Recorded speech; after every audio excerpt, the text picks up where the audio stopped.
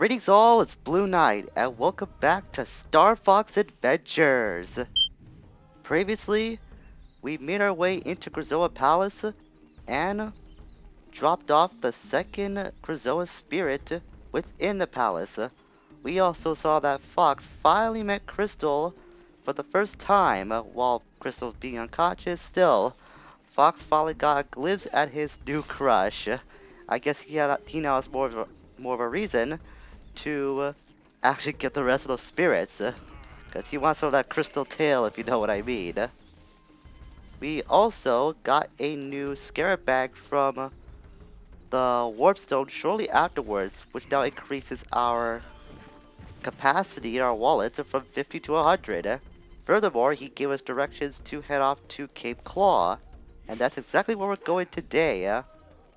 To get to Cape Claw, we have to go through the gate we opened recently, which I'll do as soon as I get this. Oh, just a pod, I think that was. So get by these mush gusses. Even though you'll take damage no matter how far you are, because they're just that cheap. We can also dig this up. We didn't have time to do that because the cutscene activated shortly afterwards. That we did light up all the torches to help out the Thorntail. Just above Fob Dad.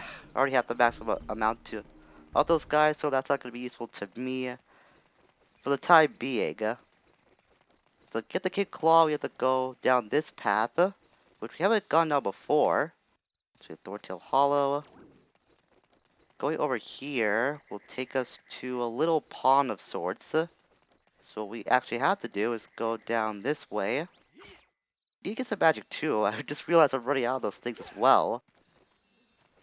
It shouldn't be that far to get to Cape Claw, which is our next location. And then we go over there after doing some swimming. And just like that, we're on the other side. This way to Lightfoot Village. That is on the way to Cape Claw.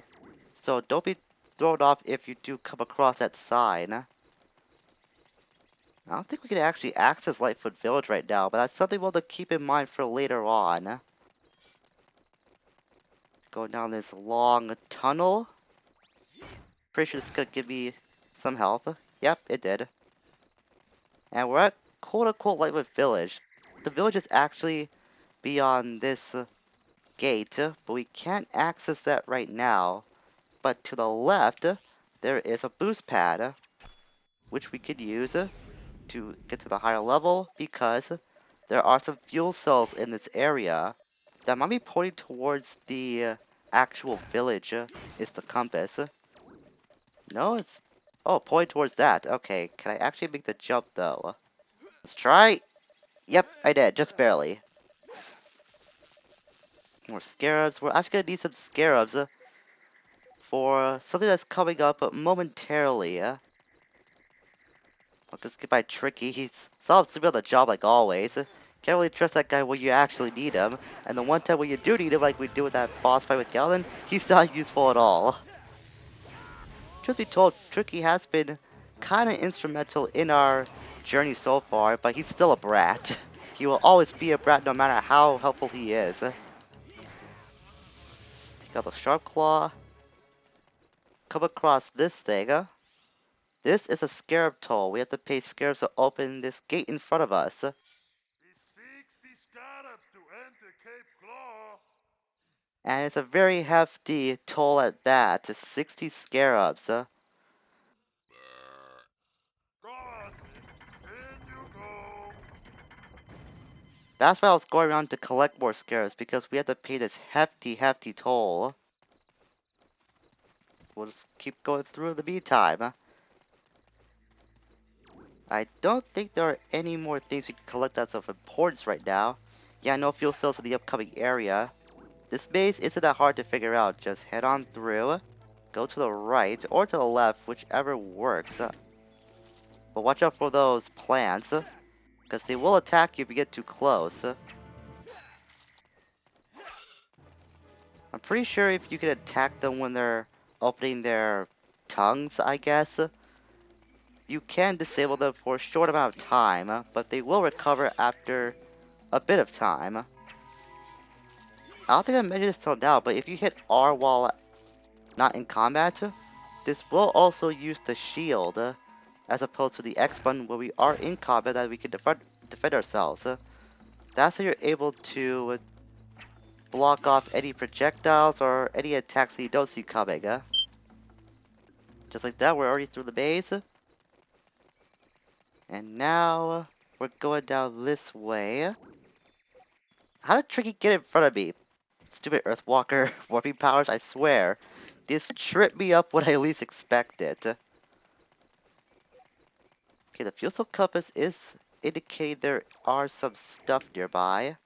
I'll have to go down the ladder to see if we can get that to activate a little more. I know there are some stuff we can collect in this next area down this well of sorts. Yeah, I'm pretty sure the compass is pointing downwards. So let's keep going down to the very bottom to see what we can find. And I don't care about Fox's legs. I mean, he's got metal legs, so I'm sure he can take it. There's another fuel cell we got. Is there anything else over here? Doesn't seem like it. There are a couple of boost pads though, so we'll use that to investigate what else we can find. There's another energy gem. So while we're investigating this area, I'd like to go a little bit more about Crystal's role in this game when it was going through development as Dinosaur Planet. Crystal was meant to have a sidekick named Kite. She was first to be met on the Galleon, which was the big ship that we met General Scales at the start of the game. In fact, the child we saw in the cage that was telling us about how to talk or interact with the environment, like the basic tutorial stuff, that is where Kite was meant to be held, and how we're supposed to meet the creature for the first time, and eventually Kite would end up being Crystal's sidekick. But as development changed from Dinosaur Planet to Star Fox Adventures, Kite was ended up getting removed as the whole sidekick thing also got removed since Crystal wasn't going to be a playable character for too long in the grand scheme of things. Unfortunately, I can say the same about Tricky, but we all see that Tricky actually made the cut in the end. We did see a couple more fuel cells here, and that should be all there is to it. There are a bunch of grub tub down here too. I'm not sure why there's like that many at the bottom though. They must have like not a lot of faith in you if you ended up like exhausting Tricky, I guess. I don't know why there are a lot of grub tub down there. Maybe it's like insurance or something. Probably like that. I'm back near the top of this place, only at the second level. We'll go past that ladder that we just saw. There aren't any more fuel cells in this area, so I've pretty much cleared out this whole section of anything that was important. We climb up to the other side, and we can see that's different. You just basically go down that ladder and then run across the second level to get to this ladder, which will take us here. That's the route that will eventually lead you to, as soon as it comes up, Cape Claw, which is where we're supposed to be. Ooh, there's a high value energy gem here, I'll take that. There's a brand new area for us to explore. There's another Brute Claw over here too. Better be careful with these guys. As stated before, they can do a lot of damage, half a heart taken away. They won't tend to block like any other normal Sharp Claw though. Even without a shield, this guy is still dangerous. Don't take the Brute Claws very lightly is what I'm trying to say. This might actually be the best time for Tricky to help us out using his Flame Command. There we go. Thanks, Tricky. The one time you're actually helpful. And I actually need it too. It's against one of these bigger Sharp Claw soldiers. This guy's defending a lot for someone that's not like that dangerous, but he's kicking my butt so hard. I get if there is any time for Tricky to be like mandatory in combat. He actually killed that Sharp Claw. I didn't expect that to happen. I was just hoping for Tricky to stun that guy, but alright, kill him? Alright, Tricky, that was pretty good on you. I'll give you that.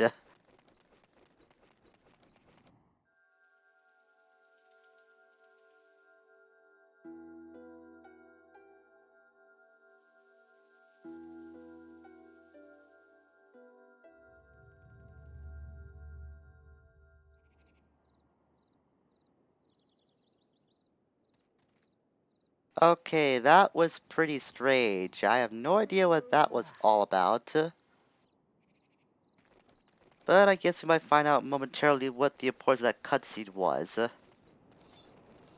I think if we come down to the bottom of the curve, I read up that one of these trees along this opening trail in Cape Claw is supposed to give you some double dag pods. It has to be the tree with the thickest trunk, or at least the thickest stump or base, I guess. It's somewhere at the bottom of the curve, too. I'm not sure if that's actually true or not. That's just something I read up online. But if it's there, I obviously haven't found it yet. Maybe we cross this bridge. Maybe when we cross this bridge, we might be able to locate it. At any rate, I'll use this shortcut to use the fire blaster and bring that bridge across. And now we can get to even more of Cape Claw, and I really need some help badly. I took a huge beating from that first sharp claw. Okay, I know there is supposed to be a fuel cell around here somewhere. I think if we go over here... Yep, drop down for the bridge, and you'll get another fuel cell. And I know there is another fuel cell not too far from our last location.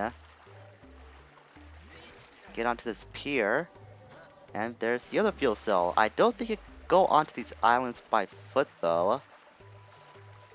Yeah, you can. It's pretty dumb. For some reason, you can't just climb up onto the damn island.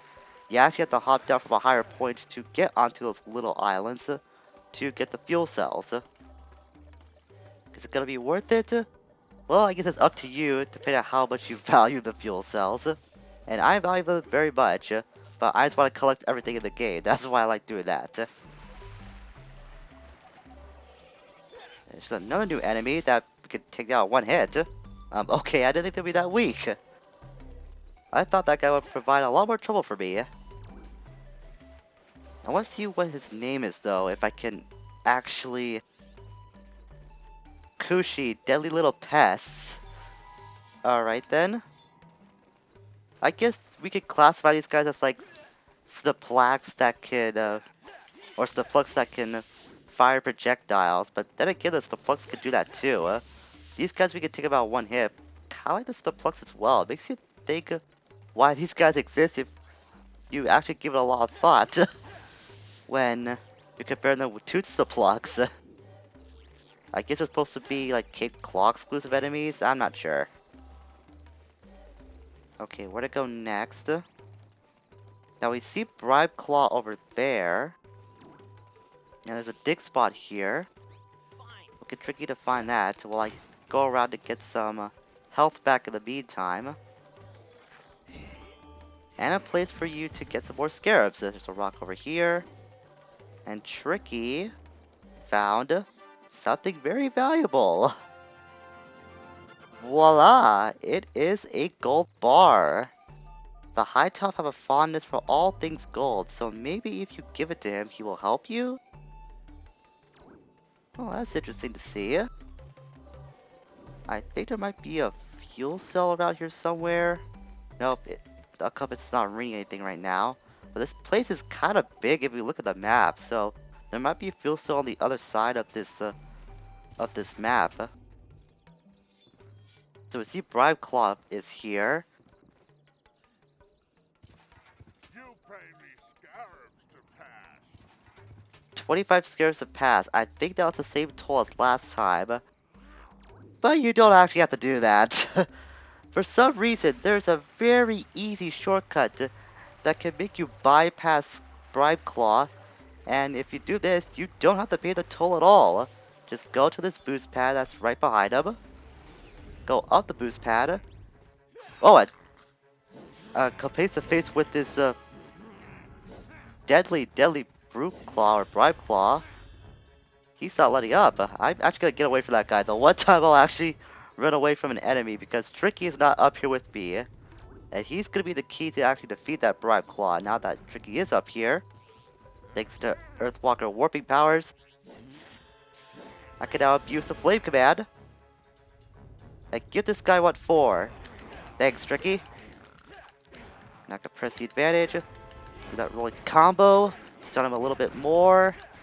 There we go, took him out. With a little bit of teamwork, those Brute Claws are not that hard to eliminate. And since we're on the other side of this pier, Brute Claw, or not Brute Claw, Bribe Claw will never actually ask for the toll now, since you can just pass by whatever you want. It's a really weird glitch that you can use to get by that toll, and it's a very easy one to exploit as well. I saw that Kushi down there. I'm not gonna let that go. Take it down one hit, and now we can speak to this guy. When I heard the Sharp Claw were coming to Cape Claw, I hid my precious gold deep below the sands. My memory's not what it used to be, though, and now I've forgotten where I buried them. With the help of your little friend, you should be able to find them. Return all 4 gold bars, and I will help you on your quest. We already got one of those things, so I guess we'll return it as long as we're here.